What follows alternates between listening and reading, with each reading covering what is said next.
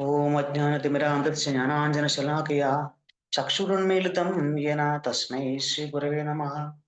श्रीचैतन्यमनोभीष्टं स्थापितं येन भूतले स्वयं रूपकथामख्यं ददाति सपदान्तिकं वन्देऽहं श्रीगुरो श्रीयुतपदकमलं श्रीगुरुं वैष्णवांश्च श्रीरूपं साग्रजातं सहगण रघुनाथानितं तं सजीवं साद्वैतं सावधूतं परिणसहितं कृष्णचैतन्यदेवं श्रीराधाकृष्णपादान् सहगण ललिता श्रीविशाखानिदांशान् नमो विष्णुपादाय कृष्णपृष्ठाय भूतले श्रीमते भक्तिवेदांत स्वामी निधामणे नमस्ते सरस्वती देवे गौरवाणी प्रचारणे निर्विशेष शून्यवादी पाशाति देशतारणे हे कृष्ण करुणा सिंधु दीनबंधु जगत्पते गोपेश गोपीकांत राधा कांत नमस्ते तप्त कांचन गौरांगी राधे वृंदावनी श्री वृषभानुसुते देवी प्रणमामि हरिप्रियं वाञ्छाकल्पतरुभ्यश्च कृपा सिन्धुभ्यः च पतितानां पावनेभ्यो वैष्णवेभ्यो नमो नमः।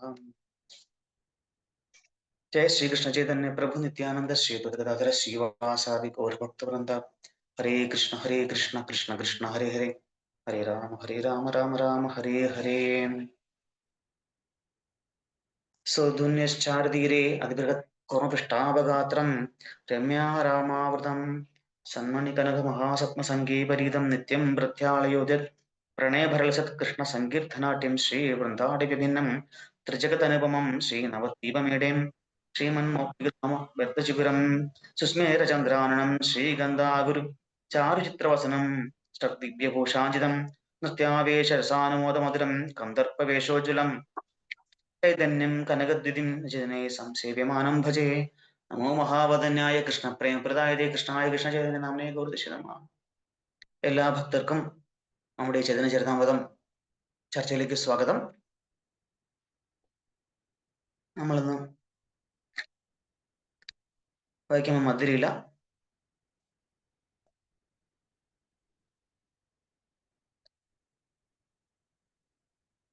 ശ്ലോകം നമ്പർ 99 മുതൽ നമുക്ക് നോക്കാം.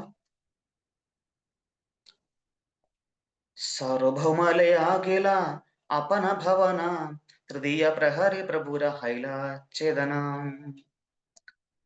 സാർവഭൗമ ഭട്ടാചാര്യൻ ലയ എടുക്കുക, ഗേല പോയി, അപന ഭവന സ്വഭവനത്തിലേക്ക്, തൃതീയ പ്രഹരെ ഉച്ചതിരിഞ്ഞുള്ള സമയം, പ്രഭുര ശ്രീ ചൈതന്യ മഹാപ്രഭുവിന്റെ ഹൈല ഉണ്ടായിരുന്നു, ചേതന ബോധം, വിവർത്തനം പ്രഭാക്കിച്ച് ക്ഷേത്രത്തിൽ ജഗന്നാഥ ഭഗവാനെ ദർശിച്ച ശേഷം ബോധശൂന്യനായി വീണ ശ്രീ ചൈതന്യ മഹാപ്രഭുവിനെ സാർവഭൗമ ഭട്ടാചാര്യൻ തന്റെ ഭവനത്തിലേക്ക് എടുത്തുകൊണ്ടുപോയി.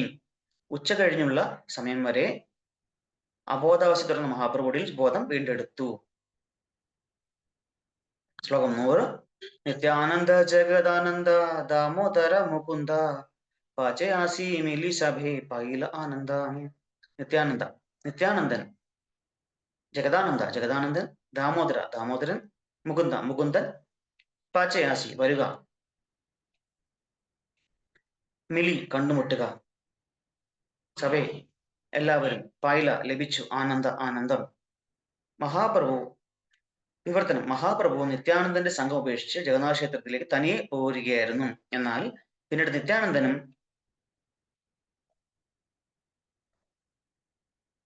ജഗദാനന്ദനും ദാമോദരനും മുകുന്ദനും അവിടുന്ന് കാണാൻ വരിക ഉണ്ടായി. അവിടുന്ന് കണ്ടതോടെ അവർ അത്യന്തം സന്തുഷ്ടരാവുകയും ചെയ്തു. 101. താപേ സർവഭൗമേ പ്രഭു പ്രസാദേക്കാരില്ല അപ്പന ഈശ്വരമൂർത്തി തന്റെ ദേഖായില്ല. തബേ അപ്പോൾ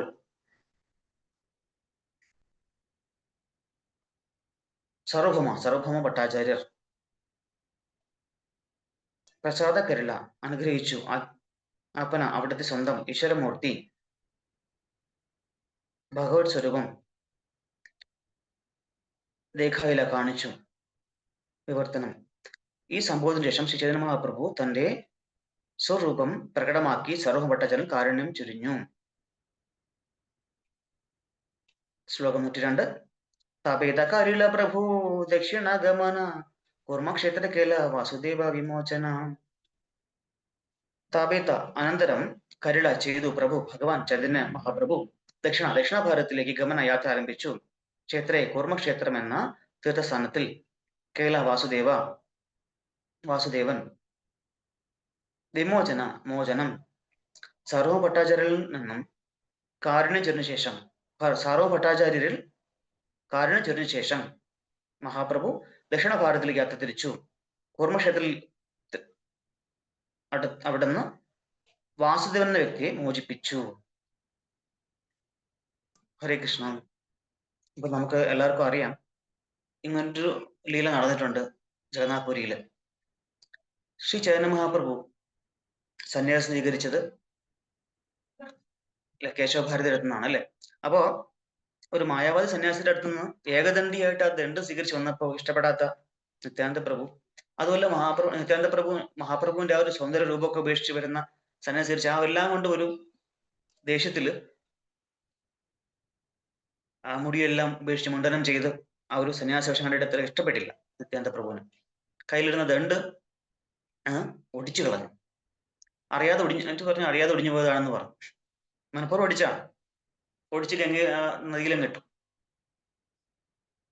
ഇത് ഇത്ര ആയപ്പോഴത്തേക്കും മഹാപ്രഭുവിന് വല്ലാതെ ദേഷ്യം വന്നു. അങ്ങനെ ഇവര് നിങ്ങളൊന്നും ഇനി വേണ്ട എന്ന് പറഞ്ഞിട്ട് മഹാപ്രഭു ഒറ്റയ്ക്ക്, മഹാപ്രഭുവിന്റെ നിത്യപാർഷദന്മാരായിരുന്നു ഇവരൊക്കെ, മുകുന്ദ, നിത്യാനന്ദ മഹാപ്രഭു, സഞ്ജയൻ, അതുപോലെ തന്നെ ഇവിടെ പറയുന്ന പേരുകള് ജഗദാനന്ദ പണ്ഡിറ്റ്, ദാമോദരൻ മഹാപ്രഭുയുടെ ഒരു സെക്രട്ടറി പോലെയായിരുന്നു അല്ലെ, സ്വരൂപ് ദാമോദർ, മുകുന്ദൻ, അങ്ങനെ ഇവരൊക്കെ ഉപേക്ഷിച്ച് ഭഗവാൻ അങ്ങ് പോവാണ് ഒറ്റയ്ക്ക്. അപ്പൊ ഭഗവാൻ അങ്ങനെ പുരിയിലേക്ക് കടക്കുകയായിരുന്നു. നമ്മളൊരു 3 വർഷം മുമ്പ് നമ്മുടെ ഒരു ഗൗരപൂർണിമയ്ക്ക് നമ്മൾ ടെമ്പിളിലൊരു കൃഷ്ണബലരാമ ക്ഷേത്രത്തിലൊരു ചെറിയൊരു ഡ്രാമ പോലെ അവതരിപ്പിച്ചായിരുന്നു ഈ ഒരു ലീല. പലരും കണ്ടിട്ടുണ്ടെന്നിരിക്കില്ല. നമ്മള് ഒരു 3 വർഷം മുമ്പ് ചെയ്തായിരുന്നു. 3 വർഷം ഇല്ലാണ്ട് ഓർമ്മ.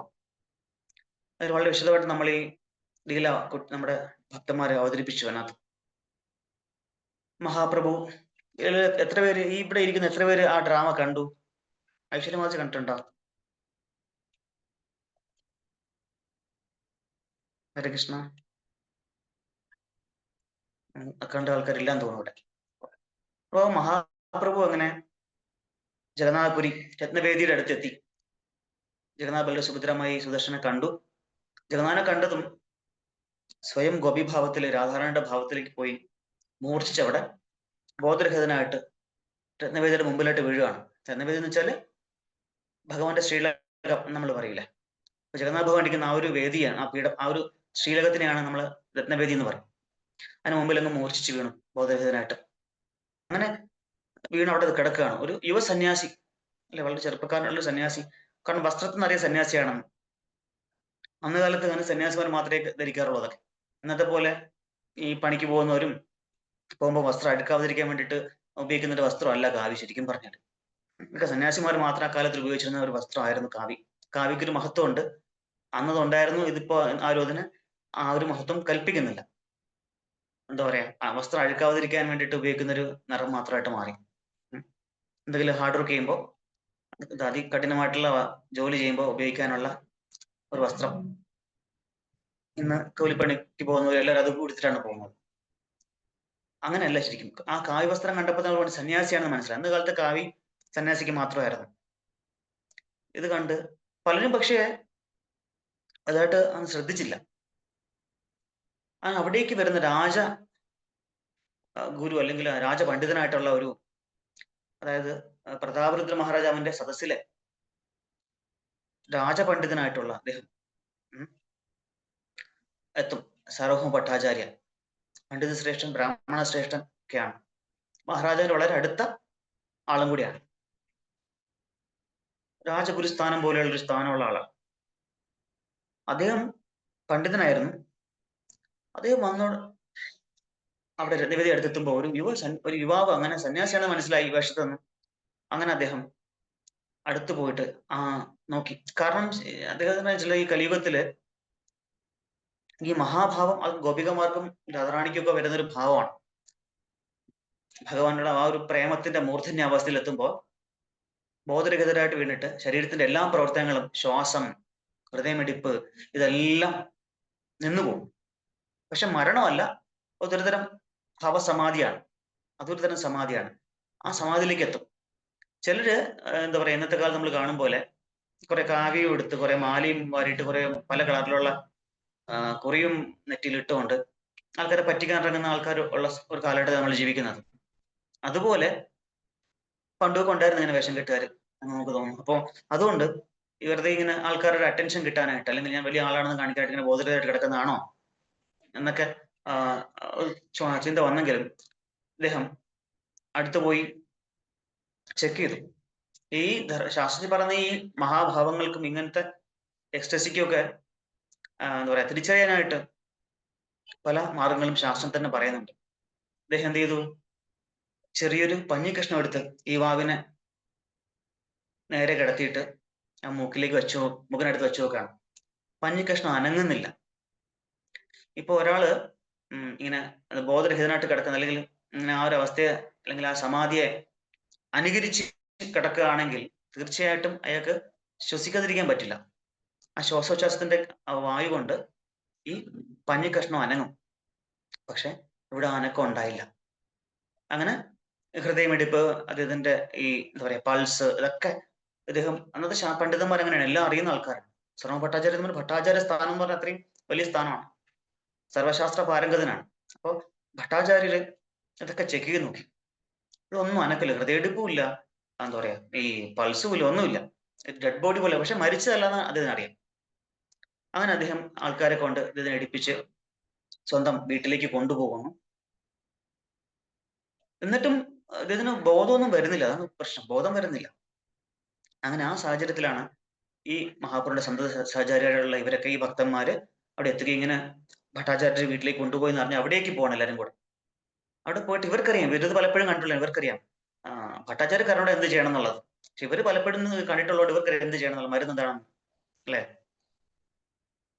കുലശേഖരായവർ പറഞ്ഞ പോലെ ഇതിനുള്ള ഒറ്റ മരുന്ന് എന്താണ്? ഹരിനാമം.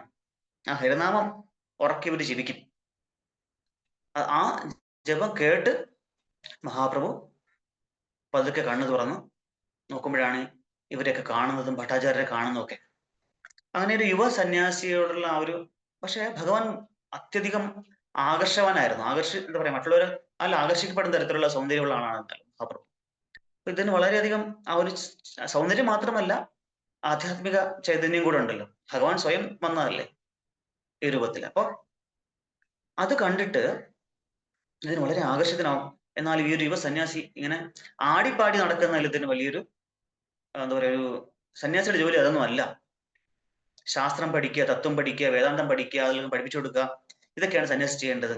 അല്ലാതെ ആട്ടവും പാട്ടുമായിട്ട് ഇങ്ങനെ നടന്നിട്ട് കാര്യമില്ല. വളരെ കാരുണ്യം തോന്നിയിട്ട് ഈ യുവ സന്യാസി എങ്ങനെയെങ്കിലും ഒന്ന് ശരിയാക്കി എടുക്കണം എന്ന് പറഞ്ഞ് അദ്ദേഹം സംസാരിച്ചു. അങ്ങ് ഇത്രയും സുന്ദരനായ ഒരു യുവ സന്യാസിയാണ്, ഇങ്ങനെ ഉപദേശിച്ചു. അല്ലെ, നമ്മുടെ ആൾക്കാർ നമ്മളിങ്ങനെ ഉപദേശിക്കാറുണ്ട് പലപ്പോഴും. ഒന്നും അറിയാതെ ചുമ്മാ ഉപദേശിക്കാൻ വരും. അപ്പൊ ഇദ്ദേഹം പറയാണ്, അങ്ങേക്ക് ഞാൻ വേദാന്തമൊക്കെ പഠിപ്പിച്ചു തരാം, ഒന്ന് സഹകരിച്ചാൽ മതി, പഠിപ്പിച്ചാൽ താങ്കൾ നല്ല ഉത്തമനുള്ള സന്യാസിയാക്കി ഞാൻ മാറ്റിത്തരാം. ആരോടാ പറയുന്നത്? പരമപുരുഷനായിട്ടുള്ള ഭഗവാനോടാ പറയുന്നത്. നമ്മളും ചിലപ്പോൾ നാളെന്തേലും നോക്കാതെ നമ്മളും ഉപദേശം കൊടുക്കാൻ പോകും, അല്ലെ? നമുക്ക് അനുഭവം ഉണ്ടായിട്ടുണ്ടാവും. പിന്നെ ആയിരിക്കും നമ്മൾ അമളി പറ്റുന്നത്. ഇന്ന ആളാണല്ലോ ഞാൻ ഉപദേശിക്കാൻ പോയെന്നുള്ളത്. ആ വിഷയത്തില് ചില PhD എടുത്ത ആളായിരിക്കും ചിലപ്പോൾ അത്. പക്ഷെ നമ്മൾ അറിയാതെ ആളെ ഉപദേശിക്കാൻ പോകും നമ്മള്. അങ്ങനെ അദ്ദേഹം നോർമലായി ക്ഷേത്രത്തിനകത്ത്, ജഗന്നാഥപുരി ക്ഷേത്രത്തില് അദ്ദേഹം അവിടെ പോയിട്ട് ഇവർ രണ്ടുപേരും അവിടെ ഇരുന്നിട്ട് എന്താ പറയാ കാണുന്നുണ്ടോ തത്വങ്ങൾ.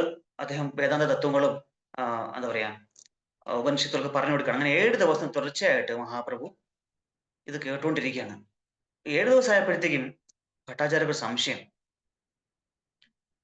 അല്ലയോ യുവ സന്യാസി, താങ്കള് ഇതിനു മുമ്പ് മനസ്സിലാക്കുന്നുണ്ട്, ഇവര് പറഞ്ഞ് മനസ്സിലാക്കുന്നുണ്ട്, അനന്താചാര്യ അങ്ങനെ ഇവര് പറഞ്ഞിട്ട് മനസ്സിൽ ഇദ്ദേഹം നിമായി ആണെന്നും ജഗന്നാഥ മിശ്രയുടെ മകനാണെന്നും നീലാംബര ചക്രവർത്തിയുടെ പൗത്രനാണെന്നും ഒക്കെ മനസ്സിലാക്കിയിട്ട് ഇദ്ദേഹം ആ നാട്ടുകാരനാണ്. ഇതിനറിയാം ഈ കുടുംബത്തിനെ പറ്റിയൊക്കെ. അതുകൊണ്ട് അവൾ പ്രത്യേക ഒരു വാത്സല്യം തോന്നി ജഗന്നാഥശ്രീയുടെ പുത്രനാണെന്നൊക്കെ അറിഞ്ഞപ്പോ. അങ്ങനെ ആണ് ഒരു പ്രത്യേകിച്ച് സ്നേഹത്തോട് വാത്സല്യത്തോടു കൂടി ഒരു പുത്രവാത്സല്യത്തോടു കൂടി തന്നെ അദ്ദേഹത്തിന് പെരുമാറുകയും ഭഗവാന് ഇത് ഉപദേശിക്കാൻ തുടങ്ങിയത്.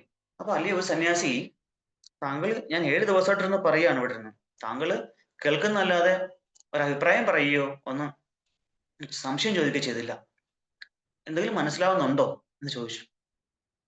അപ്പോ മഹാപ്രഭു പറഞ്ഞു, എനിക്കെല്ലാം മനസ്സിലാവും, അങ്ങ് പറഞ്ഞ അതാതോ ബ്രഹ്മജിജ്ഞാസ, ജന്മാദ്യസ്യേതോ, ഇതൊക്കെ എനിക്ക് മനസ്സിലാവുന്നുണ്ട്. പക്ഷേ അങ്ങ് കൊടുക്കുന്ന വ്യാഖ്യാനങ്ങൾ എനിക്കൊന്നും മനസ്സിലാവുന്നില്ല. കാരണം വേദാന്ത സൂത്രത്തിന്റെ യഥാർത്ഥ ഭാഷ്യമായിട്ടുള്ള ശ്രീമദ് ഭാഗവതം വ്യാസദേവൻ തന്നെ രചിച്ചാണ്. അതിൽ പറയുന്ന പോലെ അല്ലല്ലോ താങ്കൾ പറയുന്നത്. താങ്കൾ സ്വന്തം മനോവ്യാപാരങ്ങൾ അനുസരിച്ചിട്ട് താങ്കൾ ഇതിനെ ദുർവ്യാഖ്യാനം ചെയ്യുകയല്ലേ ചെയ്യുന്നത് എന്ന് പറഞ്ഞു. എന്നിട്ട് മഹാപ്രഭു സംസാരിക്കാൻ തുടങ്ങി. മഹാപ്രഭു പറഞ്ഞു, ശ്രീമദ് ഭാഗവതം തുടങ്ങിയ എല്ലാ ഗ്രന്ഥങ്ങളിലും ഭഗവാന്റെ സേവനത്തെ പറ്റിയാണ് പറയുന്നത്. ഭഗവത് സേവനം ചെയ്യണം, നാമജപം ചെയ്യണം, ഇതൊക്കെയാണ് ശാസ്ത്രം പറയുന്നത്. ഭഗവത് സേവനമാണ് ഏറ്റവും ഉത്തമം എന്നൊക്കെ പറഞ്ഞ് അദ്ദേഹം പറഞ്ഞു തുടങ്ങി. എന്നിട്ട് ഉദാഹരണമായിട്ട് മഹാപ്രഭു ഒരു ശ്ലോകം അവിടെ പറയുന്നുണ്ട്. ശ്രീമദ് ഭാഗവതത്തില് ആത്മാരാമശ്ചമനയോ എന്ന് തുടങ്ങുന്ന ആ ശ്ലോകം. ആത്മാരാമശ്ചമനയോ നിർഗ്രന്ഥ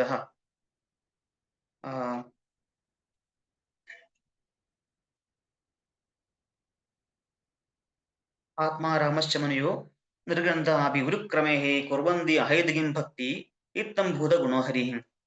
അതായത് ആത്മാരാമൻ എന്ന് വെച്ചാല് ആത്മസാക്ഷാത്കാരം നേടി അതിൽ ആനന്ദം കൊള്ളുന്ന ആധ്യാത്മികവാദികള് അല്ലെങ്കിൽ പരിശുദ്ധരായി തീർന്ന ആത്മാക്കള്, അവര് പോലും നിർഗ്രന്ഥ എല്ലാ തരത്തിലുള്ള ബന്ധനങ്ങളിൽ നിന്നും മോചിതരായിട്ടുള്ള ആ ആത്മാക്കൾ പോലും, അവര് പോലും എന്ത് ചെയ്യുന്നു? അവര് പോലും ഭഗവാന്റെ ഈ സേവനം ചെയ്യാനായിട്ട് അത്യധികം ആഗ്രഹിക്കുന്നു. ഇത്തംഭൂത ഗുണോഹരി, പരമപുരുഷനുള്ള ഭഗവാനെ സേവിക്കാൻ അവര് പോലും. കാരണം ഈ എല്ലാ ബന്ധനങ്ങളും വിച്ഛേദിച്ച് എന്താ പറയാ, പുണ്യാത്മാക്കളായി തീർന്ന അല്ലെങ്കിൽ പരിശുദ്ധരായി തീർന്ന ആത്മാക്കൾക്ക് പ്രത്യേകം ചെയ്യാനായിട്ടില്ല. പിന്നെ അവര് പോലും, അതായത് അവര് ആനന്ദത്തിന്റെ ആ ഒരു ഉച്ചകോടിയിലെത്തി നിൽക്കാറാണ്. അവര് പോലും ഭഗവത് സേവനത്തിന്റെ മാധുര്യം നുണയാനായിട്ട് ആഗ്രഹിക്കുന്നു എന്ന് പറഞ്ഞിട്ട് ശ്ലോകം പറയുന്നുണ്ട് അദ്ദേഹം. അതായത് ഒന്നാമത്തെ സ്കന്ധത്തില് 7-ാം അധ്യായം 10-ാം ശ്ലോകം. ആത്മാരാമശ്ചമനയോ നിർഗ്രന്ഥാഭി ഉരുക്രമേഹി കുർവന്ത്യഹേതുകം ഭക്തി ഇത്തം ഭൂത ഗുണഹരി. അപ്പൊ അദ്ദേഹം പറയും, താങ്കൾ ഇതിനൊന്ന് വ്യാഖ്യാനിക്കാമോ എന്ന് ചോദിക്കും ഭട്ടാചാര്യരോട്. ഭട്ടാചാര്യരുടെ മഹാപണ്ഡിതനാണ്. അദ്ദേഹം 9 തരത്തിൽ ഈ ശ്ലോകത്തെ വ്യാഖ്യാനിക്കും. ഇത് കേട്ട് കഴിഞ്ഞ് അദ്ദേഹം പറയും, ഭഗവാൻ മഹാപ്രഭു പറയും, അങ്ങ് സാധാരണ മനുഷ്യനല്ല, സാക്ഷാൽ ബൃഹസ്പതി തന്നെയാണ്.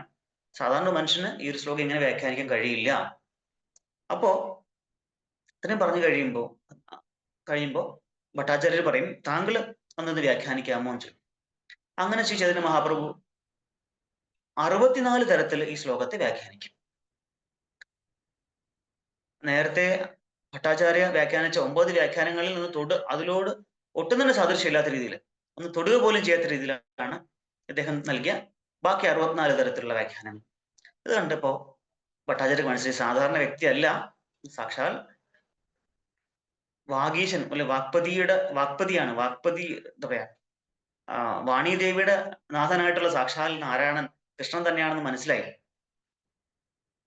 അങ്ങനെ ഭഗവാൻ ഇത് കണ്ട് ഭഗവാനെ സാഷ്ടാംഗം പ്രണമിക്കുകയും അങ്ങനെ ഭഗവാൻ ഇദ്ദേഹത്തിന് സ്വന്തം രൂപം ആദ്യം ചതുർഭുജ നാരായണനായിട്ട് കാണിച്ചു കൊടുക്കും, പിന്നീട് കൃഷ്ണനായിട്ട് തന്നെ കാണിച്ചു കൊടുക്കും. നീലശ്യാമ അല്ലെ, ശ്യാമവർണ്ണത്തിൽ ഭഗവാൻ സ്വയം സ്വന്തം രൂപം ഭട്ടാചാര്യ കാണിച്ചു കൊടുക്കും. ഇതാണ് ഭട്ടാചാര്യർക്ക്, ഇതാണ് എന്താ പറയാ, ഭട്ടാചാര്യർക്ക് മോചനം കൊടുക്കുന്ന ഒരു ലീല. മോചനം ചെയ്താണ് ആധ്യാത്മികമായിട്ടുള്ള ആ ഉന്നതമായ അറിവ്. ഇത്രയും പാണ്ഡിത്യം ഉണ്ടായിട്ടും ആ ഒരു ഭക്തിയുത സേവനം അല്ലെങ്കിൽ നാമജപം എന്താണെന്നുള്ള മഹത്വം മനസ്സിലാക്കാതിരുന്നു അല്ലെ. ആലോട്യ സർവശാസ്ത്രാണി വിചാരിച്ച പുനഃ ഇതമേകം സുനിഷ്പന്നം ധ്യേയോ നാരായണ സദ. ഇതാണ് എല്ലാ ശാസ്ത്രങ്ങളും വേദങ്ങളും പഠിച്ചാൽ അവസാനം ചെയ്യേണ്ട കാര്യം. ഇത് തന്നെയാണ് അതിന്റെ തത്വം എന്ന് മനസ്സിലാക്കി നമ്മളിനിപ്പോ എന്തൊക്കെ തപശ്ചര്യകൾ ചെയ്താലും പഞ്ചരാത്ര സംഹിത പറയുന്നു, ആരാധിതോ യതി ഹരിസ് തപസാ തതക്കിം ന ആരാധിതോ യതി ഹരി തപസാ തതക്കിം അന്തർബഹിർയാദി ഹരി തപസാ തതക്കിം ന അന്തർബഹിർയാദി ഹരിസ് തപസാ തതക്കിം. ഒരു വ്യക്തി പരമപുരുഷനായിട്ടുള്ള പരമ ദിവ്യ പുരുഷോത്തമനായിട്ടുള്ള കൃഷ്ണനെ അല്ല ഹരിയെ പൂജിക്കുകയാണെങ്കിൽ അയാൾക്ക് വേറൊരു തരത്തിലുള്ള തപശ്ചര്യയുടെ ആവശ്യമുണ്ടോ? അഥവാ അയാളിനെ ഈ ഹരിയെ പൂജിക്കുന്നില്ല, മനസ്സിലാക്കുന്നില്ല എങ്കിൽ അയാൾ ചെയ്യുന്ന മറ്റ് തപശ്ചര്യകൾക്ക് എന്തെങ്കിലും ഗുണമുണ്ടോ, അർത്ഥമുണ്ടോ? ഉള്ളിലും പുറത്തും സർവയിടത്തും ഹരിയെ കാണുന്ന ഒരാൾ വേറെ പ്രത്യേകിച്ച് തപസ്യയുടെ ആവശ്യമുണ്ടോ? അഥവാ അയാൾ എന്തൊക്കെ തപസ്യ അനുഷ്ഠിച്ചാലും ആ ഹരിയെ കാണാൻ പറ്റിയില്ലെങ്കിൽ, ആ ഹരിയെ മനസ്സിലാക്കാൻ പറ്റിയില്ലെങ്കിൽ ഈ ചെയ്യുന്ന തപസ്യകൾക്കും വ്രതങ്ങൾക്കും ഒക്കെ എന്തെങ്കിലും ഉപാസനകൾക്കും അല്ലെങ്കിൽ ഉപവാസങ്ങൾക്കൊക്കെ അല്ല ഉപാസനകൾക്കും ആയാലും ശരി എന്തെങ്കിലും ഗുണമുണ്ടോ എന്ന് പഞ്ചരാത്ര സംഹിത പറയുന്നുണ്ട്. അങ്ങനെ ഭഗവാന്റെ ഈ ഒരു ലീല കണ്ട് ഭഗവാന്റെ ഭക്തനായിട്ട് മാറുകയാണ് സാർവഭൗമ ഭട്ടാചാര്യൻ. അദ്ദേഹം ഭഗവാനെ പറ്റി എന്താ പറയാ മഹിമാനങ്ങളെ കുറിച്ച് മഹാപണ്ഡിതനാണല്ലോ, കവിതകൾ എഴുതിയിട്ടുണ്ട്, അഷ്ടോത്തരം എഴുതിയിട്ടുണ്ട്. അതിൽ അദ്ദേഹം ഏറ്റവും പ്രസിദ്ധമാണ് ശ്രീ ശജീസുധാഷ്ടകം. നമ്മൾ എപ്പോഴും പാടുന്നതാണത്. ഒന്ന് നമുക്ക് ആ വരികൾ നോക്കാം. നവഗൗരവരം നവപുഷ്പശരം നവഭാവധരം നവലാസ്യപരം നവഹാസ്യകരം നവഹേമവരം പ്രണമാമി ശചീസുതഗൗരവരം നവപ്രേമയുതം നവനീതശുചം നവവേഷകൃതം നവപ്രേമരസം നവധാവിലസശുഭപ്രേമമയം പ്രണമാമി ശചീസുതഗൗരവരം ഹരിഭക്തിപരം ഹരിനാമധരം കരജാപകരം ഹരിനാമപരം നയനേ സതതം പ്രണയാശ്രുധരം പ്രണമാമി ശചീസുതഗൗരവരം സതതം ജനതാ ഭവതാപഹരം പരമാർത്ഥപരായണ ലോകഗതിം നവലേഖകരം ജഗതാപഹരം പ്രണമാമി ശചീസുതഗൗരവരം നിജഭക്തികരം പ്രിയചാരുതരം നർത്തനനാഗരരാജകുലം കുലകാമിനി മാനസലാസ്യകരം പ്രണമാമി ശചീസുതഗൗരവരം കരതാളവലം കലകണ്ഠവരം മൃദുവാദ്യസുവീണകയാ മധുരം നിജഭക്തിഗുണാവൃതനാട്യകരം പ്രണമാമി ശചീസുതഗൗരവരം യുഗധർമ്മയുധം പുനനന്ദസുതം ധരണീസുചിത്രം ഭവഭാവചിത്തം തനുധ്യാനചിത്തം നിജവാസയുധം പ്രണമാമി ശചീസുതഗൗരവരം അരുണം നയനം ചരണം വസനം വദനേ സ്ഥലിതം സ്വനാമധരം ഗുരുതേ സുരസം ജഗത ജീവനം പ്രണമാമി ശചീസുതഗൗരവരം പ്രണമാമി ശചീസുതഗൗരവരം നവഗൗരവരം നവപുഷ്പശരം നവഭാവധരം നവലാസ്യപരം നവഹാസ്യകരം നവഹേമവരം പ്രണമാമി ശചീസുതഗൗരവരം. അർത്ഥം പറയുകയാണെങ്കിൽ ഒരുപാട് സമയം എടുക്കും, എങ്കിലും നവഗൗരവരം ഭഗവാന്റെ ഗൗരവർണ്ണത്തെ പറ്റി പറയുന്നുണ്ട് അല്ലെ. അത് കേസരി എന്താ പറയാ നമ്മുടെ കുങ്കുമപ്പൂവിന്റെ വർണ്ണം നവഗൗരവരം. നവപുഷ്പശരം എന്താ പറയാ എപ്പോഴും പുതിയ പുതിയ പുഷ്പബാണങ്ങൾ കൊണ്ട് കാമദേവനെ പോലെ പുഷ്പബാണങ്ങൾ കൊണ്ട് അമ്പെയ്യുന്ന എപ്പോഴും പുതിയ പുതിയ ഭാവമാണ് ഭഗവാന്. നവഭാവതരം നവലാസ്യപരം ഭഗവാന്റെ നൃത്തം അതിമനോഹരമായിട്ടുള്ള എപ്പോഴും പുതിയ പുതിയ രീതിയിൽ നൃത്തം, അതായത് ബോറടിപ്പിക്കുക. നമ്മളല്ലേ സാധാരണ ഒരു പാട്ട് പാടിയോ ഡാൻസ് ചെയ്താൽ ചിലപ്പോൾ കുറച്ച് കാണുമ്പോൾ തന്നെ ബോറടിക്കും നമുക്ക് അല്ലേ. പക്ഷെ ഇത് അങ്ങനെയല്ല, ബോറടിപ്പിക്കാത്ത തരത്തില് നവനവം അല്ലെ, എപ്പോഴും പുതുമ ഫ്രഷ്നെസ് ഉണ്ടെങ്കിൽ മാത്രമല്ലേ ഒരു ബോറടിക്കാതിരിക്കും. അപ്പൊ ആ ഫ്രഷ് ആയിട്ട് ഉള്ള ഭഗവാന്റെ എപ്പോഴും നവമായിട്ടുള്ള ആ ഒരു നാട്യം നടനം. നവഹാസ്യകരം അത്യധികം ഹാസ്യം ഉള്ള ആളാണ് ഭഗവാൻ അല്ലെ. ഈ ഹാസ്യങ്ങൾക്ക് ഇതെല്ലാം എല്ലാ കലകളും ഭഗവാന്റെ നല്ല വന്നിട്ടുള്ളത്. അപ്പൊ അത് ഭഗവാൻ അതിലുണ്ടെന്ന് പറയുന്നതില് അപ്പൊ ആ കൃഷ്ണൻ തന്നെയാണ് ഈ മഹാഗൗരങ്കൻ എന്ന് പറയാണ്. നവ ഹേമവരം, ഭഗവാന്റെ വർണ്ണത്തെ പറ്റി വീണ്ടും പറയുന്നുണ്ട്. ചുട്ടുപഴുത്ത സ്വർണത്തിന്റെ നിറം, അതായത് രാധാറാണിയുടെ അതേ നിറം. അങ്ങനെയുള്ള ശചീസുതൻ, സജി മാതാവിന്റെ പുത്രനെ ഞാൻ നമിക്കുന്നു. നവപ്രേമയുധം നവ നീതശുചം, എന്താ പറയാ, വെണ്ണയുടെ നിറം, നറുവെണ്ണയുടെ നിറമാണെന്ന് ഭഗവാൻ വീണ്ടും പറയുന്നുണ്ട്. പ്രേമയുധം, ആ പ്രേമം, ഭഗവത് പ്രേമം വിതരണം ചെയ്യുന്നു. അദ്ദേഹത്തിന് സ്വയം ആ പ്രേമമുണ്ട്, അത് വിതരണം ചെയ്യുന്നുമുണ്ട്. നവവേഷകൃതം, ഭഗവാന്റെ ഡ്രസ്സിംഗ് ഒക്കെ വളരെ സ്റ്റൈലിഷ് ആണ്. സ്റ്റൈലിഷ് ആയിട്ടാണ് ഭഗവാൻ അവിടെ ഭഗവാന്റെ വസ്ത്രമൊക്കെ. നവപ്രേമരസം, നവധാവിലസ സ്വപ്രേമമയം, എല്ലാം ഉത്തമമാണ്. ഭഗവാന്റെ ആ ഒരു ഇത് അദ്ദേഹത്തിന് ആ ഒരു ക്വാളിറ്റി ഗുണം മനസ്സിലാക്കിയ ശേഷം ഭട്ടാചാര്യര് ഭഗവാനെ പറ്റി സ്തുതിച്ചുകൊണ്ട് എഴുതിയ ഒരു ശ്ലോകമാണ് ഇത്. നിങ്ങൾക്ക് ഗൂഗിളിൽ അല്ലെങ്കിൽ KK സോങ്സ് ക്ലബിന്റെ മീനിങ് നിങ്ങൾക്ക് വായിക്കാൻ പറ്റും. ഇതാണ് ഭട്ടാചാര്യരെ പറ്റി പറയുമ്പോൾ നമുക്ക് ആദ്യം ഓർമ്മ വരുന്നത് ഈ ശശിസുത അഷ്ടകമാണ്. ഇനി നമുക്ക് അടുത്ത് നമ്മൾ വായിച്ചു നിർത്തിയത് അടുത്ത ഇതിലോട്ട് പോകാം. നമ്മൾ വായിച്ചത് കുർമ്മക്ഷേത്ര സന്ദർശന ശേഷം മഹാപ്രഭു ദക്ഷിണ ഭാരത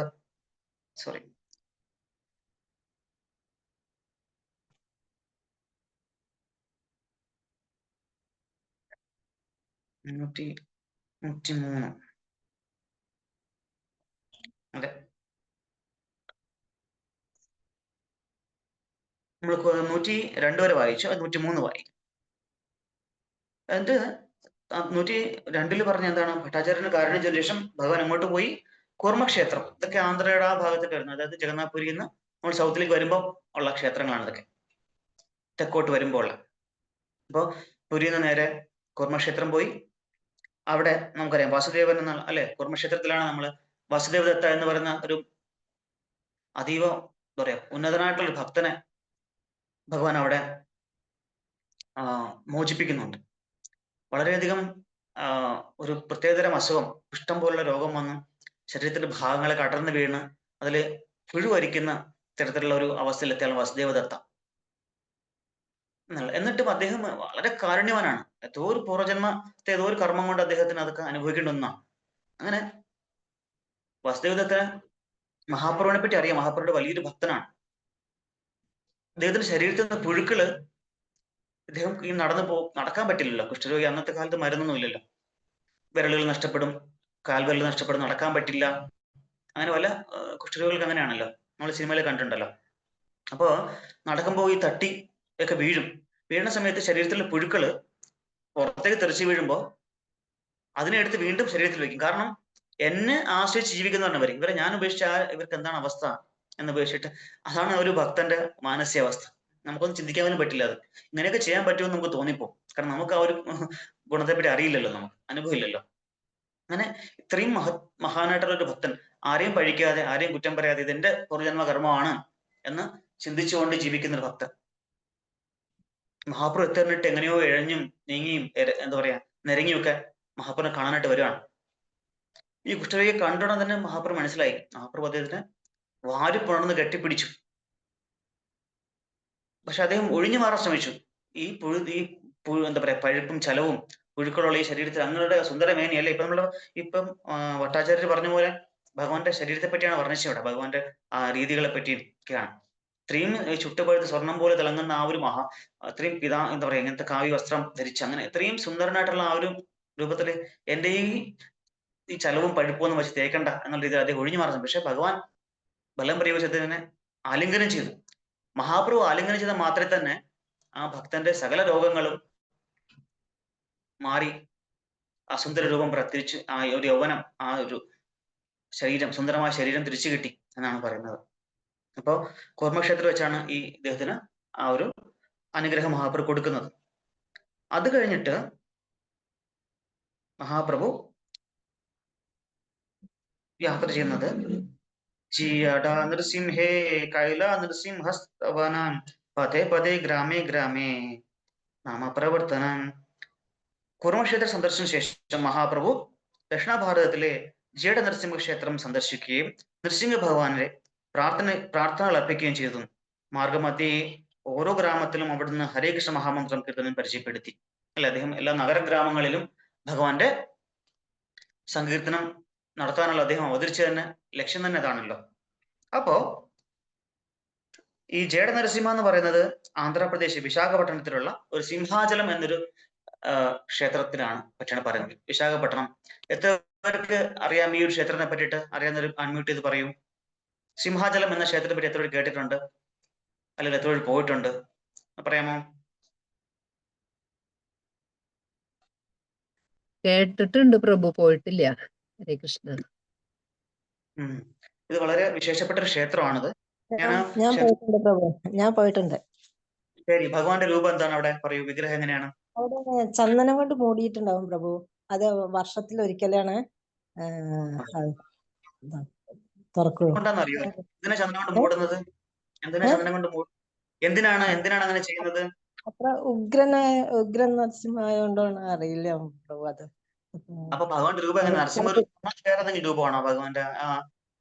ഒരു ലിംഗരൂപത്തിലല്ലേ കാണാൻ? ലിംഗം അതിനാണ് പ്രഭു.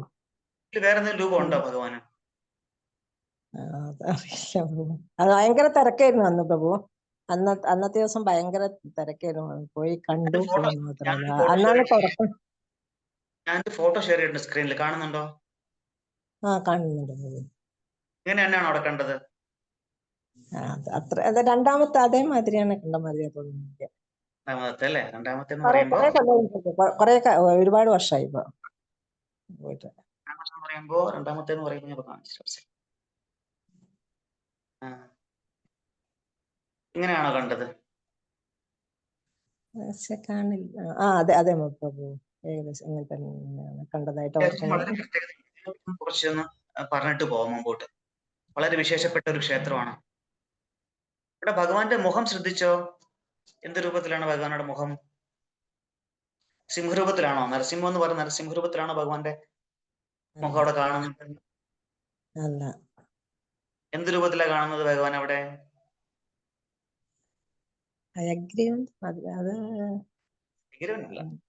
ഒന്നുകൂടെ മാറ്റി പിടിക്കും, കിട്ടും.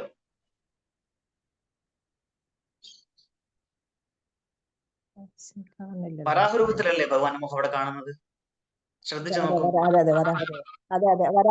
അതെ പ്രഭു, വരാഹരൂപത്തിൽ തന്നെ. ഇതിന്റെ പിന്നിലൊരു ചരിത്രമുണ്ട്. ആരുടെ ചരിത്രം അറിയാമോ? ഒന്ന് ഊഹിക്കാമോ? വരാഹമൂർത്തിയായിട്ടും നരസിംഹമൂർത്തിയായിട്ടും ബന്ധമുള്ള ഒരാളുണ്ട്. ആരാണ്? ഒരു ഭക്തനുണ്ട്. രണ്ടുപേരായിട്ട് ഒരു ബന്ധമുണ്ട്. വരാഹമൂർത്തിയായിട്ട് ഡയറക്റ്റ് ബന്ധമില്ലെങ്കിലും ഇൻഡയറക്റ്റ് ആയിട്ട് ബന്ധമാണ്. നരസിംഹമൂർത്തിയായിട്ട് ഡയറക്റ്റ് ബന്ധമുണ്ട്. ആർക്കെങ്കിലും പറയാമോ?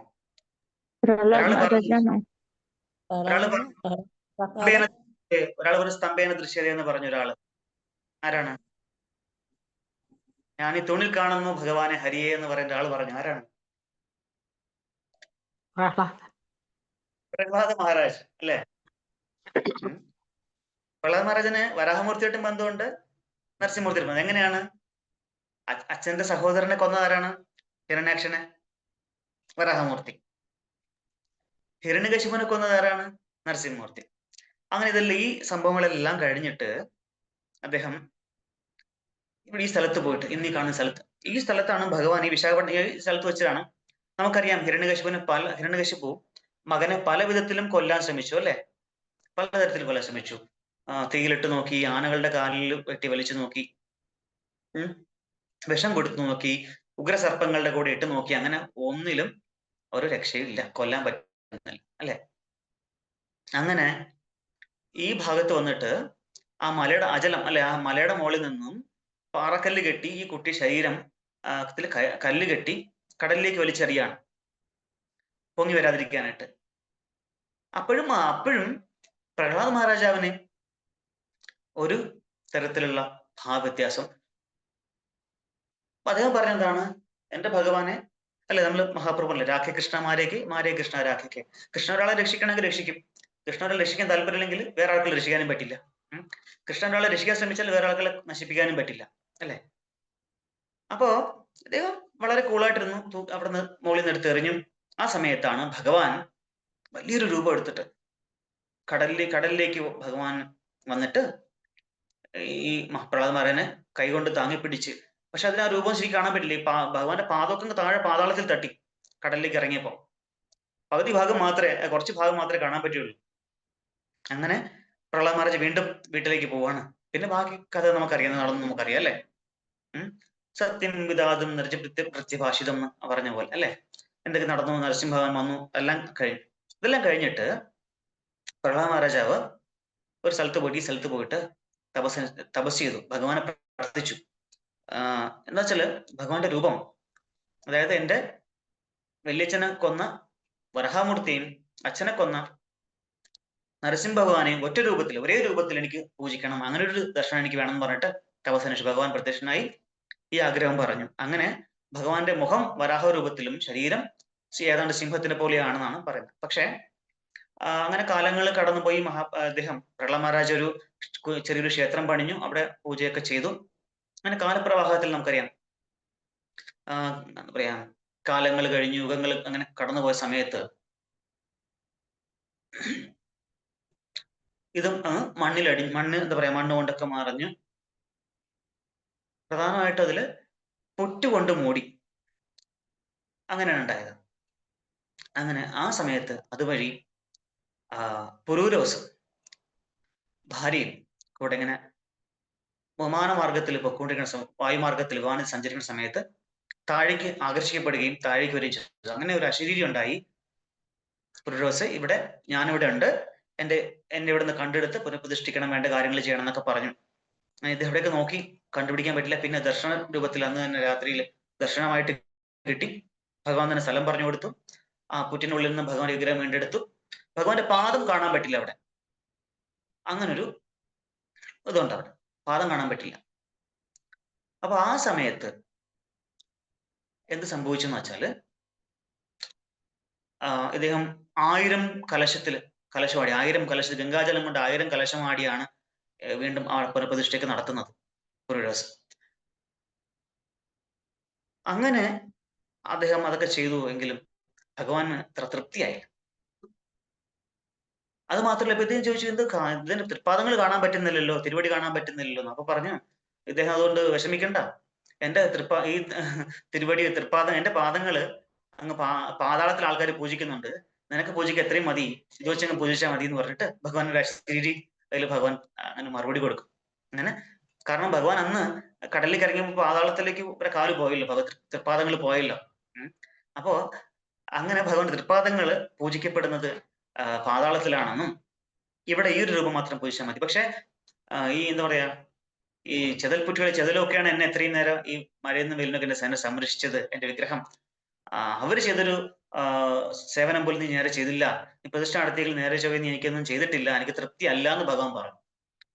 അത് എന്റെ ആ ദേഷ്യം മാറ്റണമെങ്കിൽ നീ എന്നെ ചന്ദനം കൊണ്ട് മൂടണം എന്ന് ഭഗവാൻ അവിടെ പറയാണ്. അങ്ങനെ ഒരേ ഒരു ദിവസം, അക്ഷയതൃതീയ ദിവസം മാത്രമാണ് ഭഗവാന്റെ ഈ ചന്ദനം, ഈ ലിംഗരൂപത്തിൽ ചന്ദനം മാറ്റുമ്പോൾ ഈ ഭഗവാനെ, വരാഹ നരസിംഹ ഭഗവാനെ കാണാൻ പറ്റുന്നു.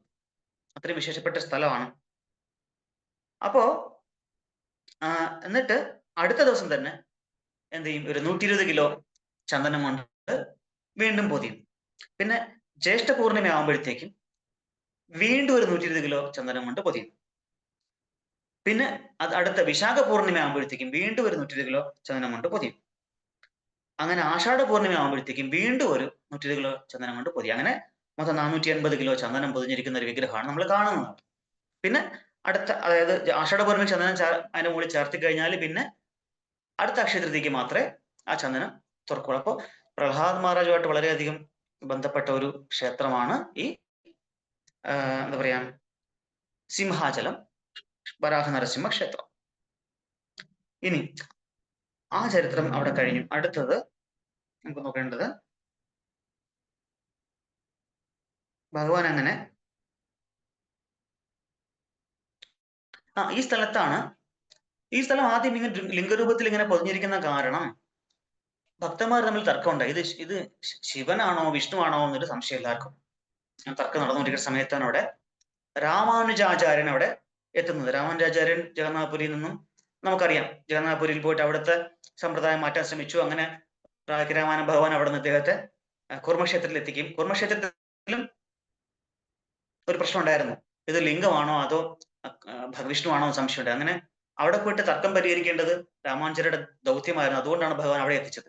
ഭഗവാൻ പറഞ്ഞു, നിന്റെ ആവശ്യം ഇവിടെ ഇല്ല, നിന്റെ സേവനം അവിടെയാണ് ആവശ്യം, അവിടെ പോയി ചെയ്യുന്നു പറഞ്ഞിട്ട് അവിടെ നിന്ന് അയക്കും. കുർമ്മക്ഷേത്രത്തിലും പോയിട്ട് അവിടുത്തെ കാര്യങ്ങളൊക്കെ സെറ്റിൽ ചെയ്തിട്ട് ആചാര്യൻ ഇവിടേക്ക് വരികയാണ്. എവിടേക്കാണ്? നമ്മുടെ ഇപ്പൊ പറഞ്ഞ നമ്മുടെ ഈ സിംഹാചലത്തിൽ വരികയാണ്. അപ്പൊ അവിടെ തർക്കം നടന്നുകൊണ്ടിരിക്കുകയാണ്. കാരണം ഇത് കാണുമ്പോൾ ഒറ്റ ഇതിൽ നോക്കുമ്പോൾ ലിംഗരൂപത്തിലാണ്. അപ്പൊ ഇദ്ദേഹം എന്ത് ചെയ്യും? സംശയം കൊണ്ട് ചന്ദനം ഇളക്കി നോക്കും കുറച്ച്. അപ്പൊ ഇളക്കുമ്പോൾ ആ തിരുമേനിയിൽ നിന്നും എന്താ പറയാ, രക്തം വരാൻ തുടങ്ങും. അവിടെ തന്നെ വീണ്ടും ചന്ദനം കൊണ്ട് പൂശി. അപ്പൊ സംശയം മാറിയത് ഭഗവാൻ തന്നെയാണ്, വിഷ്ണു തന്നെയാണെന്ന് പറഞ്ഞിട്ട് അങ്ങനെ വിഷ്ണുവിന്റെ പൂജ അവിടെ നടക്കും. പിന്നെയാണ് മഹാപ്രഭു ഇവിടെ എത്തുന്നത്. മഹാപ്രഭു അവിടെ പറഞ്ഞ ശ്ലോകം ആർക്കെങ്കിലും അറിയാമോ? മഹാപ്രഭു ഏത് ശ്ലോകമാണ് അവിടെ പ്രാർത്ഥിച്ചതെന്ന് അറിയാമോ ആർക്കെങ്കിലും? പറയാമോ?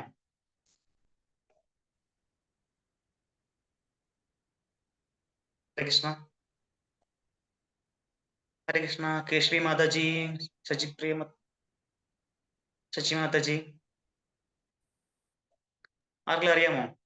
തവക്കരകമലവരേനകമാണോ പ്രഭു? വേറെ നമ്മൾ എപ്പോഴും പറയുന്നതാണ്, എപ്പോഴും പറയാറില്ല, ഇടയ്ക്കൊക്കെ നമ്മൾ പറയുന്നതാണ്. വേറെ ആരൊക്കെ ഉണ്ടോ നോക്കട്ടെ, ആരൊക്കെ ഉണ്ടെന്ന് നോക്കട്ടെ. ഇന്ദിരാ മാതാജി, കേശവി മാതാജി, ആയുധ മംഗള മാതാജി, ശ്രീ ശശി മാതാജി, ഇന്ദിരാ മാതാജി. ഓക്കെ, ആർക്കെങ്കിലും അറിയാമോ? ക്ലൂ തരാം. ജയ നരസിംഹ, ശ്രീ നരസിംഹ, നരസിംഹ ജയ ജയ നരസിംഹദേവ് പ്രഹ്ലാദേശ ജയഭദ്ര മുഖപത്മഭൃംഗ. ഈ ശ്ലോകം പറഞ്ഞാണ് മഹാപ്രഭു അവിടെ ഭഗവാനെ പ്രാർത്ഥിക്കുന്നത്. ഇപ്പൊ മനസ്സിലായോ ഈ ശ്ലോകവും ആ സ്ഥലമായിട്ടുള്ള ബന്ധം? മനസ്സിലായോ? ഹരേ കൃഷ്ണ. ഇപ്പൊ പറഞ്ഞ ആ ചരിത്രത്തിൽ നിന്നും ഈ ശ്ലോകമായിട്ട് എന്തെങ്കിലും കണക്ഷൻ ഉണ്ടോ? ഈ പറഞ്ഞ ശ്ലോകവും അതുമായിട്ട് എന്തെങ്കിലും കണക്ഷൻ ഉണ്ടോ? പറഞ്ഞ ശ്ലോകവും ആ ചരിത്രമായിട്ട് എന്തെങ്കിലും ബന്ധമുണ്ടോ? കാണുന്നുണ്ടോ? ജയ നരസിംഹ, ശ്രീ നരസിംഹ, ജയ ജയ ശ്രീ നരസിംഹ, പ്രഹ്ലാദേശ ജയപത്മ മുഖപത്മഭൃംഗ. അല്ലെ? പ്രഹ്ലാദ മഹാരാജ് പ്രതിഷ്ഠിച്ച വിഗ്രഹമാണല്ലോ അത്, അല്ലേ? അപ്പൊ അവിടെ മഹാപ്രഭു ഈ പ്രാർത്ഥന അർപ്പിച്ചു എന്നല്ലേ പറയുന്നത് അവിടെ, അല്ലെ? പ്രാർത്ഥന അർപ്പിക്കുകയും ചെയ്തു. മാർഗമധ്യ ഒരു ഗ്രാമത്തിൽ അവിടുന്ന് ഹരേകൃഷ്ണ മഹാമന്ത്രം പരിചയപ്പെട്ടു. അത് കഴിഞ്ഞു നമുക്ക് അടുത്തത് ഗോദാവരി തീരവനെ വൃന്ദാവന ഭ്രമ രാമാനന്ദ രായ സഹ തഹാനി മിലന. ഗോദാവരി നദിയുടെ തീരത്ത് വനത്തിൽ വൃന്ദാവനം തെറ്റിദ്ധരിച്ചു രാമാനന്ദരായർ ഒപ്പം തഹാനി അവിടെ മിലന. അവിടെയാണ് വളരെ പ്രശസ്തമായിട്ടുള്ള വിവർത്തനം. ഒരിക്കൽ മഹാപ്രഭു ഗോദാവരി തീരത്തുള്ള വനം വൃന്ദാവനം തെറ്റിദ്ധരിച്ചു. ആ സ്ഥലത്ത് ഇവിടുന്ന് രാമാനന്ദരായ കണ്ടു മുട്ടനിടയായി. അപ്പൊ ഗോദാവരി തീരത്തെത്തി. അങ്ങനെ അത് നമുക്കറിയാം, വളരെ പ്രശസ്തമായിട്ടുള്ള ഒരു കണ്ടുമുട്ടലാണ്, അല്ലെ? രാമാനന്ദരായുമായിട്ട് ഭഗവാൻ വളരെയധികം ചർച്ച നടത്തി എന്നാ പറഞ്ഞു. ഒരുപാട് വലിയ വലിയ വിഷയങ്ങളെ പറ്റി ചർച്ച നടത്തി. ഭക്തിയെ പറ്റിയും എന്താ പറയുക, സേവനങ്ങളെ പറ്റിയും ഒക്കെ വളരെ നമ്മുടെ ചരിത്രപരമായിട്ട്, നമ്മുടെ ഗൗഡീയ വൈഷ്ണവ സമ്പ്രദായത്തില് ചരിത്രപരമായിട്ടൊരു കണ്ടുമുട്ടലാണ്. നമ്മൾ പലപ്പോഴും പല കണ്ടുമുട്ടലുകളെ പറ്റി നമ്മൾ ഹിസ്റ്ററിയിൽ പഠിച്ചിട്ടുണ്ട്, പക്ഷേ സ്കൂളിൽ പഠിച്ചിട്ടുണ്ട്. പക്ഷെ നമ്മുടെ സമ്പ്രദായത്തിൽ ഏറ്റവും പ്രധാനപ്പെട്ട ഒരു കണ്ടുമുട്ടലാണ് രാമാനന്ദരായും ഭഗവാനും തമ്മിലുള്ള ആ ഒരു ചർച്ച. ഗോദാവരി കണ്ടപ്പോ അദ്ദേഹം ഭഗവാൻ സദാസമയം കൃഷ്ണവിരഹത്തിലാണ്. അതുകൊണ്ടാണ് കാണുന്നതെല്ലാം കൃഷ്ണൻ, കാണുന്നതെല്ലാം യമുന. ആ ഒരു അവസ്ഥയാണ് ഭഗവാന്റെ. അടുത്ത ശ്ലോകം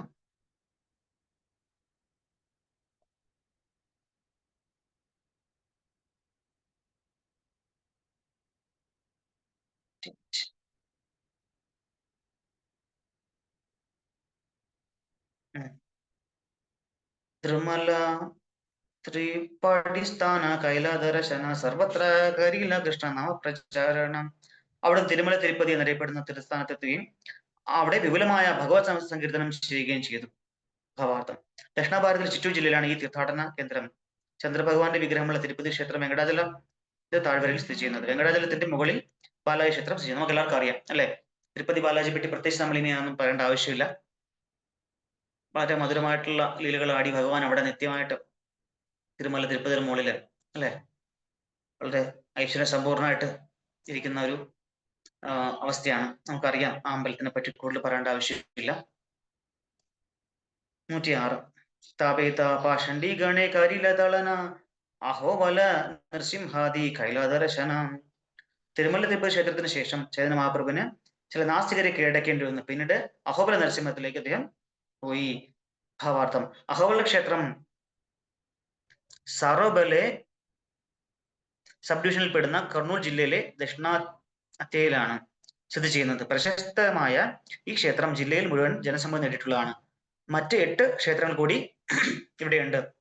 എല്ലാത്തിനെയും ചേർത്ത് നവനരസിംഹ ക്ഷേത്രങ്ങളെന്ന് വിളിക്കുന്നു.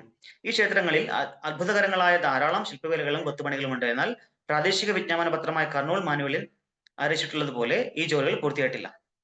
എത്ര പേർക്ക്? അപ്പൊ അടുത്ത് ഭഗവാൻ എങ്ങോട്ടാ പോയത്? അഹോബിലം. അഹോബിലം. അഹോബിലം. അപ്പൊ അഹോബിലത്തിൽ എത്ര ഭക്തന്മാർ, ഇവിടെയുള്ള എത്ര ഭക്തന്മാർ അഹോബിലം പോയിട്ടുണ്ട്? ഞാൻ പോയിട്ടുണ്ട് പ്രഭു. ഹരേ കൃഷ്ണ. പ്രഭു. മിക്കവരും പോയിട്ടുണ്ടാവും. ശരി. എന്തുകൊണ്ട് ഭഗവാൻ അഹോബിലം അഹോബിലം എന്ന് പേര് കിട്ടാൻ കാരണം? ഭഗവാൻ എന്തുകൊണ്ട് അങ്ങനെ അഹോബിലം എന്നോട് പേര് കിട്ടാൻ കാരണം? ആശ്ചര്യത്തോടുകൂടി അങ്ങനെ എന്തോന്ന് അഹോബിലമാണ് അവിടെ ആ ഉഗ്രസ്തംഭത്തിൽ കയറിയോ നിങ്ങൾ ആരെങ്കിലും? ഉഗ്രസ്തംഭത്തിന് മുകളിൽ കയറിയ? വളരെ റിസ്ക്കാണ് മുകളിൽ കയറുന്നത്. അവിടെയാണ് ഈ ഹിരണ്യകശിപുവിന്റെ കൊട്ടാരം ഉണ്ടായിരുന്നതും അന്ന് ഭഗവാൻ പ്രത്യക്ഷപ്പെട്ട ആ തൂണിന്റെ ഭാഗമാണെന്നൊക്കെയാണ് നമ്മൾ പറയപ്പെടുന്നത്. ആ ഉഗ്രസ്തംഭമാണ് അവിടുന്ന് ഭഗവാൻ ആവിർഭവിച്ചത് എന്നൊക്കെ പറയാം അല്ലെ? നരസിംഹ ഭഗവാന്റെ നമുക്ക് പറയാൻ വേണ്ടി ജന്മസ്ഥലം അല്ലെ, ജന്മഗ്രഹം എന്നൊക്കെ പറയാം നമുക്ക് വേണമെങ്കിൽ.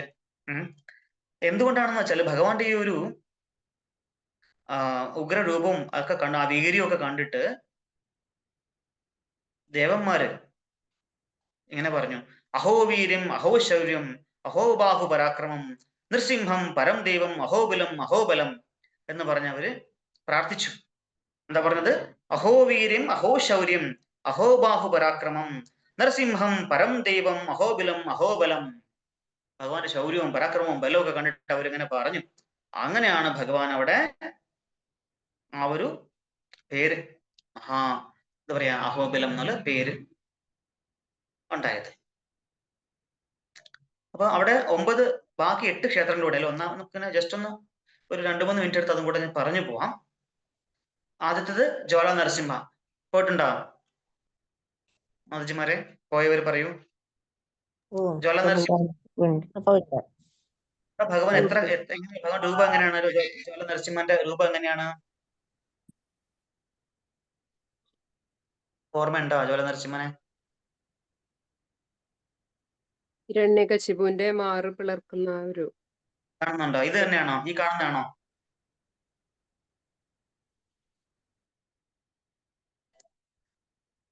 കാണുന്നുണ്ടോ? ഫോട്ടോ കാണുന്നുണ്ടോ? ഹരേ കൃഷ്ണ. അതെ പ്രഭു. കാണാം പ്രഭു, കാണാം പ്രഭു.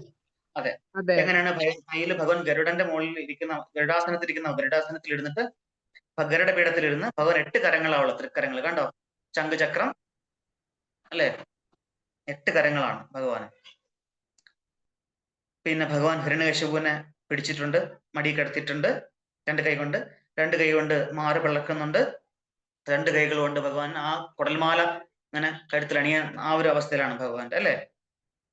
ഇതിന് സ്ഥാന നരസിംഹ എന്നാണ് പറയുന്നത്. സ്തംഭോത്ഭവം, അതായത് എന്താ പറയാ, തൂണിൽ നിന്ന് വന്ന.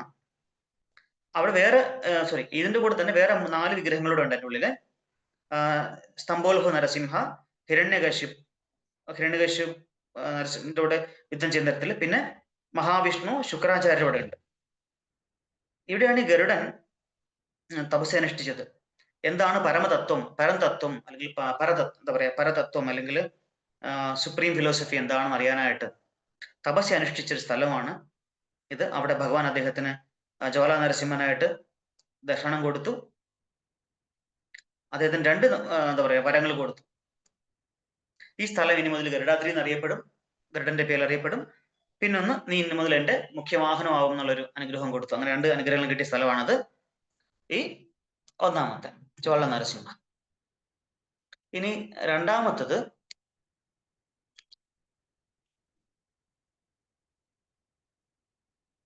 അഹോബല നരസിംഹ. ഇതാണ് അഹോബല നരസിംഹ. ആദ്യം പറഞ്ഞു ചെഞ്ചലക്ഷ്മി തായാരുമായിട്ടിരിക്കുന്ന ആ ഒരു ഇത്.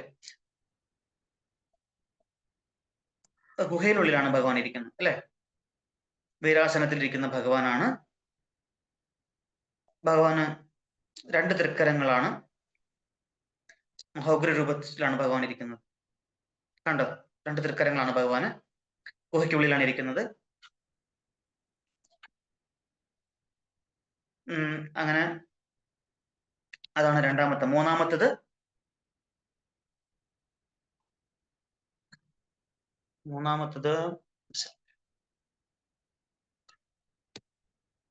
മാലോല നരസിംഹ. മാലോല, മാങ്ങുശാരാണ് അവിടെ ദേവി ലക്ഷ്മി അല്ലേ. മാലോല അതായത് ഭഗവാൻ ലക്ഷ്മി ദേവിയെ എന്താ പറയാ ഒന്ന് സന്തോഷിപ്പിക്കാൻ അല്ലെങ്കിൽ പിണക്കം മാറ്റാനുള്ള രൂപത്തിലുള്ള അതിലാണ്. കാരണം ചെഞ്ചുലക്ഷ്മിയെ വിവാഹം കഴിച്ച, ചെഞ്ചുലക്ഷ്മി സാക്ഷാൽ ദേവി തന്നെയാണെങ്കിലും ചെഞ്ചുലക്ഷ്മി വിവാഹം കഴിച്ചറിഞ്ഞിട്ട് ആ ഒരു പിണക്കം പരിഭവമായിട്ടിരിക്കുന്ന ലക്ഷ്മി ദേവിയുടെ പുറകെ ലോലനായിട്ട് പോയി മാലോല പോയിട്ട് എന്താ പറയാ സന്തോഷിപ്പിച്ച് മടിയിലെടുത്തിരിക്കുന്ന ഒരു അവസ്ഥയാണ്. അതാണ് മാലോല നരസിംഹം. ഇതാണ് ഈ മാലോല നരസിംഹനാണ് അവിടുത്തെ അഹോബില മഠത്തിലെ മൂർത്തി, ആരാധ്യ ദേവത, ആരാധ്യ മൂർത്തി എന്ന് പറയുന്നത്, അവരെ വർഷിപ്പിക്കുന്ന മൂർത്തി എന്ന് പറയുന്നത് ഈ മാലോല നരസിംഹനാണ്.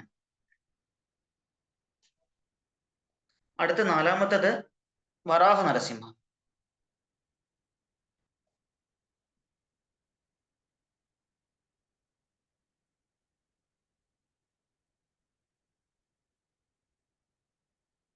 ഇവിടെ എന്താ പറയാ ഭൂമിദേവി മടിയിലിരിക്കുന്ന ആ തരത്തിലാണ്. ഈ ഹിരണ്യാക്ഷൻ ഭൂമിദേവിയെ പാതാളത്തിലേക്ക് അല്ലെങ്കിൽ എന്താ പറയാ പാതാളത്തിലേക്ക് കൊണ്ടുപോകുന്ന സമയത്ത് ഭഗവാന്റെ ആ ഒരു അവസ്ഥയാണ് ഇത്. പിന്നെ കാരഞ്ച നരസിംഹ. അടുത്തത് കാരഞ്ച നരസിംഹ.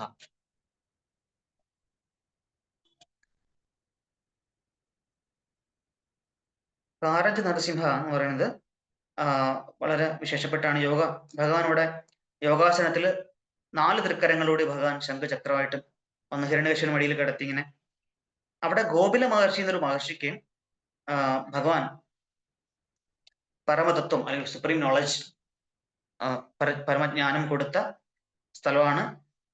മാത്രമല്ല ഹനുമാൻ അദ്ദേഹത്തിന് ഭഗവാൻ അവിടെ എന്താ പറയാ ഭഗവാനെ പൂജിച്ച ഒരു സ്ഥലം കൂടിയാണ്. സോറി, ഇപ്പൊ ഞാൻ കാണിച്ചതല്ല. ഇവിടുത്തെ ഭഗവാന്റെ പ്രത്യേകത, ഭഗവാൻ ശരിക്കും നരസിംഹ ഭഗവാന് എത്ര കണ്ണുകളുണ്ട് ആർക്കെങ്കിലും പറയാമോ? ഹരേ കൃഷ്ണ. നമ്മള് നരസിംഹ ഭഗവാൻ എത്ര കണ്ണുകളുണ്ട്?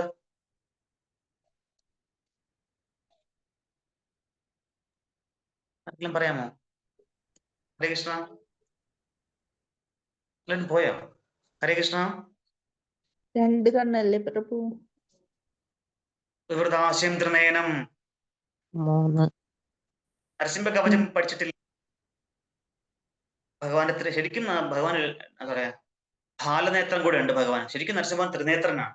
നമ്മളിപ്പം കേരള വിധി പ്രകാരം പൂജ ചെയ്യുമ്പോഴൊക്കെ ഭഗവാന്റെ ഈ അംഗന്യാസം ചെയ്യുമ്പോഴും നമ്മൾ ത്രിനേത്രം എന്താ പറയാ ത്രിനേത്രമാണ് നമ്മൾ സങ്കല്പിക്കുന്ന ഭഗവാൻ, ദ്വിനേത്രമല്ല.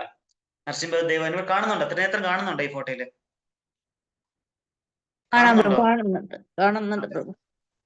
ഭഗവാൻ നരസിംഹ പൂജ ചെയ്യുമ്പോൾ നമ്മൾ എപ്പോഴും ത്രിനേത്രമായിട്ടാണ് സങ്കല്പിക്കുന്നത്. നേത്രം ശംഖിലൊക്കെ നമ്മൾ ആവാഹിക്കുമ്പോൾ, ശംഖിൽ നമ്മൾ ഭഗവാന് പൂജ ചെയ്യുന്ന സമയത്ത് തന്ത്രവിധി പ്രകാരം ആവാഹിക്കുമ്പോഴൊക്കെ നമ്മൾ ഭഗവാന് ശംഖില് തീർത്ഥാവാഹിക്കുമ്പോഴത്തേക്ക് ത്രിനേത്രം നമ്മൾ ചെയ്യുമ്പോഴും, അതുപോലെ തന്നെ നമ്മൾ എന്താ പറയാ ഈ ശരീരശുദ്ധി ചെയ്യുമ്പോഴും ഒക്കെ നമ്മൾ ത്രിനേത്രമായിട്ടാണ് സങ്കല്പിക്കുന്നത് നരസിംഹ പൂജയ്ക്ക്.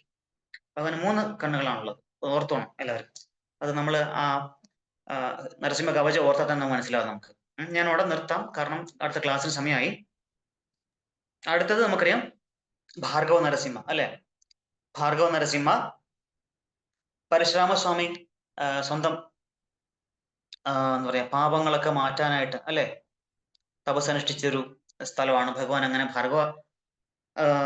ഭാർഗവൻ ആരാണ്? പരശുരാമൻ.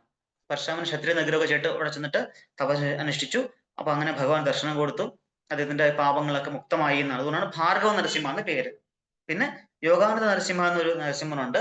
ആ യോഗാനന്ദ നരസിംഹൻ ആരാണെന്ന് വെച്ച് കഴിഞ്ഞാല് നരസിംഹദേവൻ ഹിരണ്യാക്ഷനെ കൊന്നു, എന്നിട്ട് അങ്ങനെ അങ്ങ് പോവല്ലേ ചെയ്തത് അല്ലെ. സ്വന്തം ഭക്തനെ വേണ്ടുന്ന തരത്തില് അവിടെ അടുത്ത രാജാവായിട്ട് ചക്രവർത്തിയായിട്ട് അടുത്ത ചക്രവർത്തിയായിട്ട് അവിടെ വാഴിച്ച് അദ്ദേഹത്തിന് വേണ്ടുന്ന രാജതന്ത്രങ്ങളും പഠിപ്പിച്ചു കൊടുത്ത് യോഗവിദ്യകളൊക്കെ പഠിപ്പിച്ചു കൊടുത്തിട്ടാണ് ഭഗവാൻ പോകുന്നത്. അങ്ങനെ എന്താ പറയാ, ഭഗവാൻ പ്രഹ്ലാദ മഹാരാജാവിന് ഇതൊക്കെ പഠിപ്പിച്ചു കൊടുത്ത സ്ഥലം കൊടുത്തത് കൊണ്ട് യോഗ നരസിംഹ എന്നും. അടുത്തത് ഛത്രവട നരസിംഹ.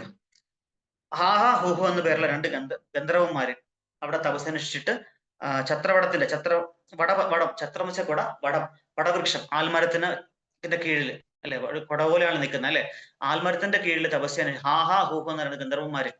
അങ്ങനെ ഭഗവാന്റെ അനുഗ്രഹം കിട്ടി അവര് അറിയപ്പെടുന്ന, ലോകത്തിന് അറിയപ്പെടുന്ന അല്ലെങ്കിൽ ഏറ്റവും എന്താ പറയാ ഹയസ്റ്റ് സിംഗേഴ്സ്, ഏറ്റവും വലിയ പാട്ടുകാരായിട്ട് മാറിയെന്നും. പിന്നെ പാവന നരസിംഹ ഒരിക്കല് നമ്മുടെ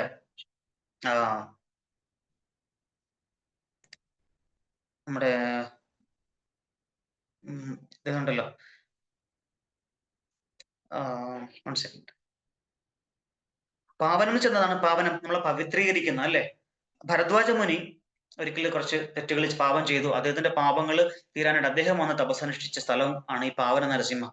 ഈ പാവന നരസിംഹ ചെന്ന് പ്രാർത്ഥിച്ചാലുള്ള പാപങ്ങളൊക്കെ തീരും, നമ്മുടെ ശുദ്ധീകരിക്കപ്പെടും. അങ്ങനെ ഭരദ്വാജ മുനിക്ക് പാപനാശം സംഭവിച്ച സ്ഥലം കൂടി ആയത്. അതുകൊണ്ടാണ് ഈ സ്ഥലത്തിന് എന്താ പറയാ പാവന നരസിംഹ എന്ന പേര്. ഇപ്പൊ നമ്മൾ എന്തെങ്കിലും പാപങ്ങൾ ചെയ്തിട്ടുണ്ടെങ്കിൽ ഈ നരസിംഹയുടെ അടുത്ത് പ്രാർത്ഥിച്ചാൽ നമുക്ക് ചെഞ്ചുലക്ഷ്മിയുടെ ആൾക്കാർ, ചെഞ്ചു ഗോത്രക്കാർ ഇവിടെ വന്നിട്ട് ഭഗവാൻ എല്ലാ വർഷവും പൂജകളൊക്കെ അർപ്പിക്കാറുണ്ട്. അവരുടെ ഒരു എന്താ പറയാ മാപ്പിളை അല്ലെ, മരുമകൻ എന്നുള്ള രീതിയിൽ അവര് അവിടെ പൂജകൾ അർപ്പിക്കാറുണ്ട്. ഇതാണ് ഈ ക്ഷേത്രത്തിനെ പറ്റി ഇപ്പൊ ചുരുക്കത്തിൽ പറയാൻ പറ്റും. ഒരുപാട് പറയാനുണ്ട്, പക്ഷെ ചുരുക്കി നമുക്ക് സമയമില്ല.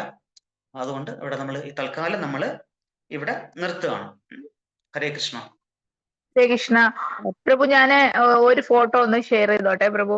നമ്മുടെ ഉഗ്രത്തിന്റെ ഒരു ഫോട്ടോ ഒന്ന് ഷെയർ ചെയ്യാം. ഹരേ കൃഷ്ണ. ഹരേ കൃഷ്ണ.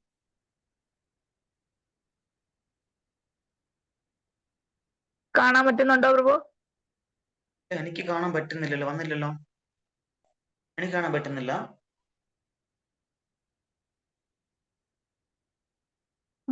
എന്തോ പ്രശ്നമുണ്ട്, ഒരു മിനിറ്റ് പ്രഭു. അത് ഹോസ്റ്റ് അല്ലേ? ഹോസ്റ്റ് ആണല്ലോ അല്ലേ? ആണല്ലോ.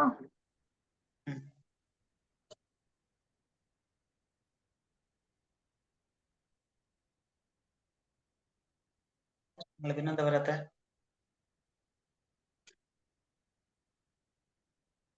എന്താണെന്ന് അറിയുന്നില്ല പ്രഭു, വരുന്നില്ല.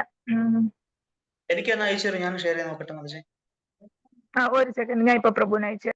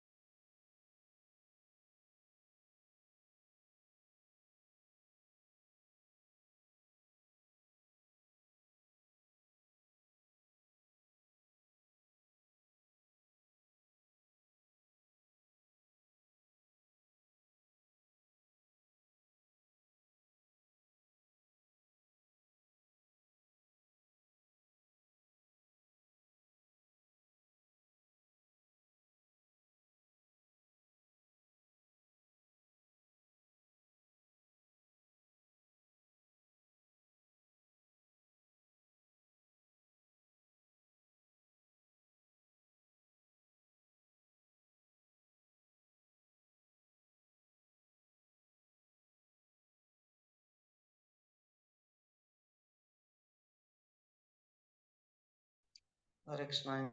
ഹരേ കൃഷ്ണ. ഞാൻ അങ്ങനെ പുറത്തു പോയി ഇതിനകത്തുനിന്ന്. അത് ചെന്ന് ഹോസ്റ്റ് ആക്കാൻ പോയി, ഞാൻ പുറത്തു പോയപ്പോ ഞാൻ ഹോസ്റ്റ് ഇല്ലാണ്ടായി. ഹരേ കൃഷ്ണ. ആക്കിയിട്ടുണ്ട് പ്രഭു, ആക്കി. ഓക്കെ വന്നിട്ടുണ്ട്. ഇത് അഹോബലത്തിൽ നരസിംഹ ഭഗവാന്റെ പാദമല്ലേ? ഹരേ കൃഷ്ണ. കാണാമോ എല്ലാവർക്കും? കാണാം പ്രഭു. മതിച്ച് പറഞ്ഞോളൂ. മതിച്ച്, ഇത് ഉഗ്രത്തില് നമ്മൾ ഏറ്റവും മുകളിൽ കയറുമ്പോ അവിടെ ഉള്ള ഭഗവാന്റെ പാദമാണിത്. നരസിംഹദേവന്റെ പാദമാണ്, നരസിംഹ ഭഗവാന്റെ പാദമാണ്. എനിക്ക് തോന്നുന്നു 3000 സംതിങ് ഫീറ്റ് ഹൈറ്റിലാണ് ഇതുള്ളത്. അവിടെ കയറാൻ കുറച്ച് ബുദ്ധിമുട്ടാണ് ഏറ്റവും മുകളിൽ. ഇത് അവിടെ ചെല്ലുമ്പോൾ അവിടുത്തെ ലോക്കൽ പ്രീസ്റ്റ് പറയും ഇത് ചൈതന്യ മഹാപ്രഭു, ഇസ്കോൺകാരെ കാണുമ്പോൾ ഇത് മഹാപ്രഭുവിന്റെ പാദമാണെന്ന് പറയും. നമ്മുടെ ആൾക്കാർ ഇത് വിശ്വസിച്ച് ഗ്രൂപ്പിലൊക്കെ ഫോട്ടോ ഇടുന്നത് ഞാൻ കണ്ടിട്ടുണ്ട്. ഇപ്പൊ റീസെന്റ് കൂടെ കണ്ടു ഞാൻ. പക്ഷെ ഇത് ശരിക്കും നരസിംഹ ഭഗവാന്റെ പാദമാണ്, ശ്രദ്ധിച്ചറിയാൻ പറ്റും. മഹാപ്രഭുവിന്റെ പാദമല്ല ഇത്. റീസെന്റ് ഇപ്പൊ ഒരു ഗ്രൂപ്പിൽ ഞാൻ ഇങ്ങനെ അത് കമന്റ് ചെയ്തായിരുന്നു, ഞാൻ മാറ്റി പറഞ്ഞു കൊടുത്തായിരുന്നു ഇതിനെ പറ്റിയിട്ട്. ഇത് ഇത് നരസിംഹ പാദമാണത് ആക്ച്വലി. പലരും തെറ്റി പോയിട്ട് വന്നിട്ട് ഇത് മഹാപ്രഭുവിന്റെ പാദം എന്ന് പറഞ്ഞു, ശ്രദ്ധിക്കാത്തതുകൊണ്ടാണ്. മഹാപ്രഭുവിന്റെ പാദം ഇങ്ങനെയല്ല. മഹാപ്രഭുവിന്റെ രാധാകൃഷ്ണ പാദങ്ങളുടെ സമന്വയമായിട്ടുള്ളതാണ്. ഒരിക്കൽ ഞാനിവിടെ അത് ഷെയർ ചെയ്തിട്ടുണ്ട്. ഒരു ചൈതന്യ ചരിതാമൃതം ചർച്ച ചെയ്ത് നമ്മളത് കുറച്ച് 1-2 മാസം മുമ്പ് നമ്മൾ ഷെയർ ചെയ്തിട്ടുണ്ടായിരുന്നു. ഉഗ്രസ്തംഭത്തിന് മുകളിലുള്ള നരസിംഹ പാദമാണത്. അപ്പൊ നമുക്ക് അതിൽ ചോദിക്കാനോ പറയാനുണ്ടെങ്കിൽ നിങ്ങൾക്ക് ആഡ് ചെയ്യാം. നമുക്ക് നിർത്താം. അടുത്ത ഗീത ക്ലാസ് ഇല്ലേ മാതാജി? ഹരേ കൃഷ്ണ മാതാജി. ഉണ്ട് പ്രഭു, ഉണ്ട് പ്രഭു. 6 മണിക്ക് നമുക്ക് എന്തെങ്കിലും ക്ലാസ് ഉണ്ട്? 6 മണിക്ക് ഗീതയാണോ? ഇല്ല. ഇന്ന് പ്രഭുവിന്റെ മഹാഭാരതം 6 മണിക്ക് ഉണ്ടായിരുന്നു. അതൊന്നില്ലല്ലോ. ഇനി 7 മണിക്ക് തന്നെ പ്രഭു. ഓ, അല്ലെങ്കിൽ അങ്ങനെയാണ് ഞാൻ ഇപ്പൊ കണ്ടത്. ഒരു സംശയമുണ്ട്. പറയാം മാതാജി. ശ്രീകൃഷ്ണനും ചൈതന്യ പ്രഭു രണ്ടും ഒന്നാണോ? ഒന്നാണ്. ചൈതന്യ മഹാപ്രഭു കൃഷ്ണൻ ഒന്ന് തന്നെയാണ്. നമ്മള് ക്ലാസ്സില് അതൊക്കെ കാണിച്ച് അതിന്റെ ശ്ലോകങ്ങളൊക്കെ പറഞ്ഞിവിടെ നമ്മൾ എടുത്തായിരുന്നല്ലോ കുറച്ച് ഒരു മാസം മുമ്പ്, 2 മാസം മുമ്പ്. കൃഷ്ണനും മഹാപ്രഭു ഒന്ന് തന്നെയാണ്. കലിയുഗത്തില് ഭക്തന്മാരെ ഉദ്ധരിക്കാനായിട്ട് ഭഗവാൻ സ്വയം. കൃഷ്ണ പ്രഭു ഇന്നലെ ഇതിനുള്ള ആൻസർ പറഞ്ഞായിരുന്നു. ഇന്നലെ പ്രഭു എനിക്ക് ഇത് മനസ്സിലായില്ല, അതുകൊണ്ട് വീണ്ടും ചോദിച്ചത്. ശരി, കുഴപ്പമില്ല. അത് ഭഗവാൻ തന്നെയാണ്. ഓക്കെ, കൃഷ്ണൻ തന്നെയാണ് മഹാപ്രഭു. ഹരേ കൃഷ്ണ. ഹരേ കൃഷ്ണ. ഹരേ കൃഷ്ണ പ്രഭു. രാധാറാണിയും കൂടെ ഉണ്ടെന്നേ ഉള്ളൂ പ്രഭു.